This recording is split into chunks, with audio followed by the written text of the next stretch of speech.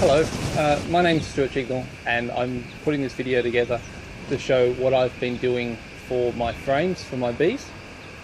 This is a method that you can use to make your own frames really cheaply, really simply. Well, maybe not so simply, as you'll see, but a way to make frames for your bees that where they'll be using natural comb. There's no artificial man-made foundation used by the frame.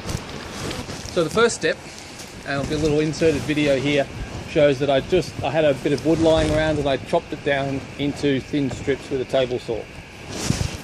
These strips, that I just cut out a bit of board that I had lying around. Now the width, I'll explain how I chose the width of these strips. The depth of these strips isn't as important. Like, they don't need to be very deep, but the crucial measurement is this width. And the reason that width is important is if we take three of them together like that, is approximately equal to the width of a standard size frame that you would go and buy from a bee supply place. And that dimension is important. So the first thing we do is take one of them, and we want to mark out the top bar. So that's the bar that's along the top.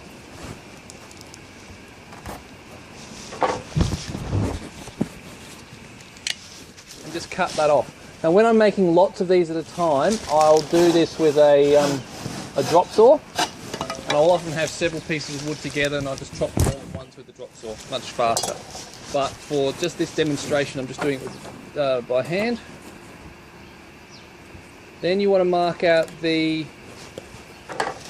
bottom bar.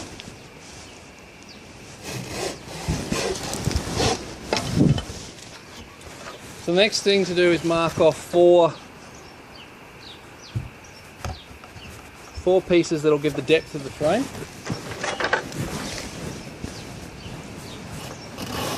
So once you've got your pieces cut out, you've got to start working on the top bar, because we've got to do some shaping on this. Now this depth here will depend on how thick the board was that you cut your strips from. It doesn't really matter how thick it was, as long as it's not too thin, because that's the way the frame's going to be sit. You want a certain amount of depth here for strength.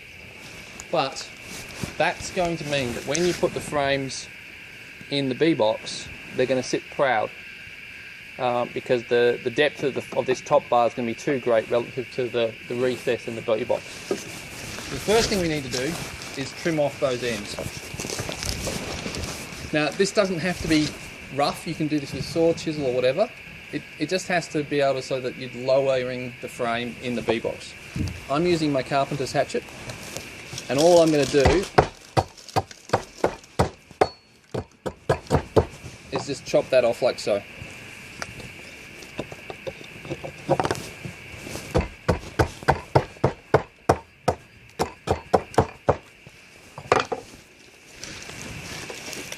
And that's enough that the frame will sit in the bee box appropriately. Next thing we need to do is, if we leave this bar as it is, this flat face, the bees will have no problems attaching comb to it, but because it's flat like that, there's a very good chance that they won't build the comb straight.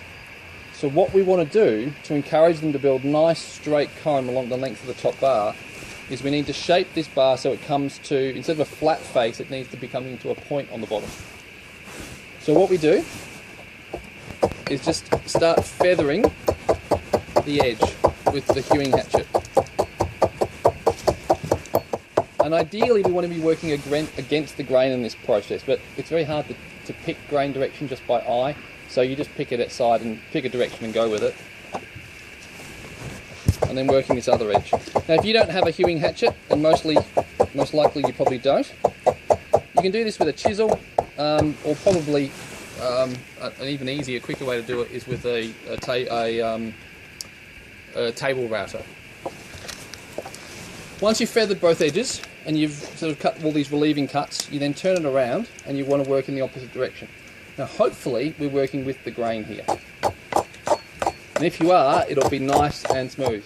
Now, you can hear a cutting sound, and you might hear a breaking sound. The cutting sound is what we want, the breaking sound isn't. And here it was obvious we're going to have a grain direction here because there was a knot in the board here, in tree here somewhere, and this grain is distorted around the knot. Now, the dark lines are actually figure lines, they're not necessarily grain.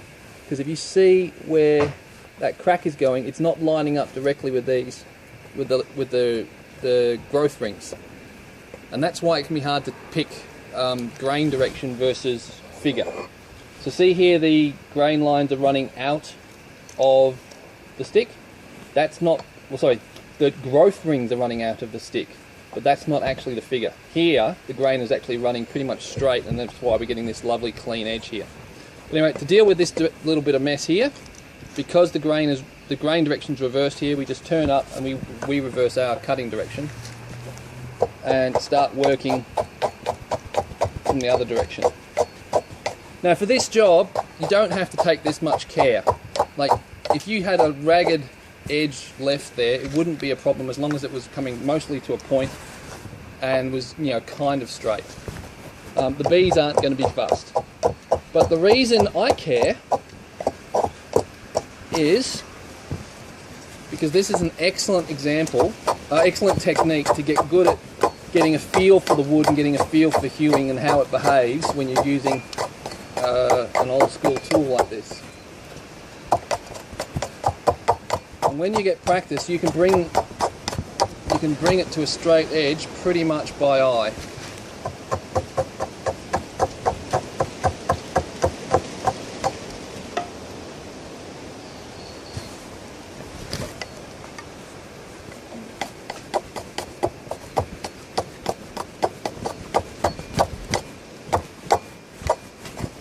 The other thing is, it's a slicing motion, not a chopping motion. So I'm striking the wood, but I'm also pulling as I come away, and that's why the wood slicing off and forming those curls that you can see sometimes. So that's pretty good. That'll do.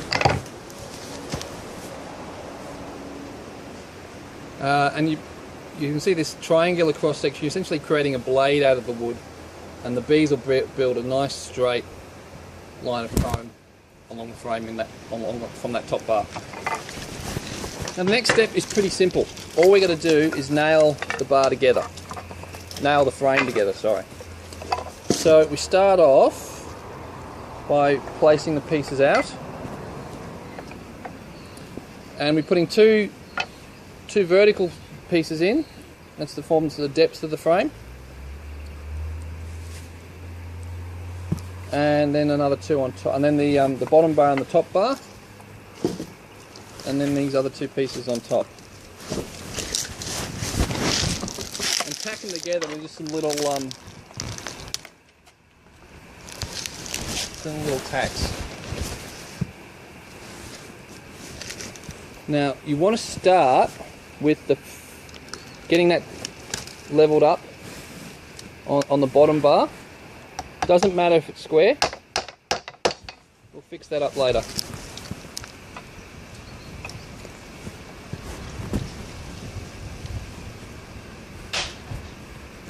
As long as it's lined up, that's the important thing. So now, we want to position the top bar so it's roughly centered.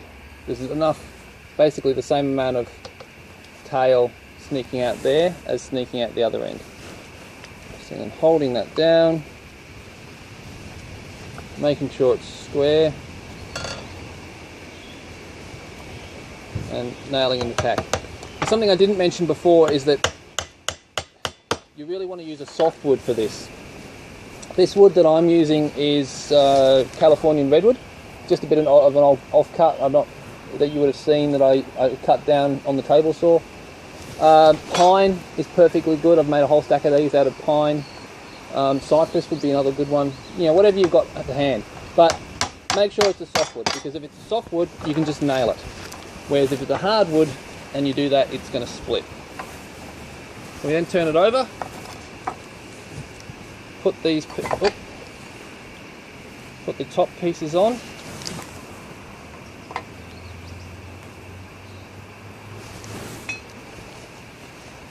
And nail them down. Now, often when I'm doing these, I'll only put one nail in each corner in each side, but what can happen when you do that is if you're doing a cutout and you're using rubber bands, or what I've done here is bits of builder's twine with a rubber band to give it some elasticity. When you put these on, and if they're too tight, the tension in the bands will cause the frame to distort. And this one, you know, it's loosened up a bit. So I've got a cutout to do this weekend, so I'm going to put some extra nails in these frames. Normally I wouldn't bother. Also, what you can see from here is that the thickness of these bits of wood doesn't really matter. It's whatever you've got lying around, it's whatever you've got that'll work. And pretty much anything will work as long as it's not ridiculously small. So, just check that square before I put that second nail in that corner.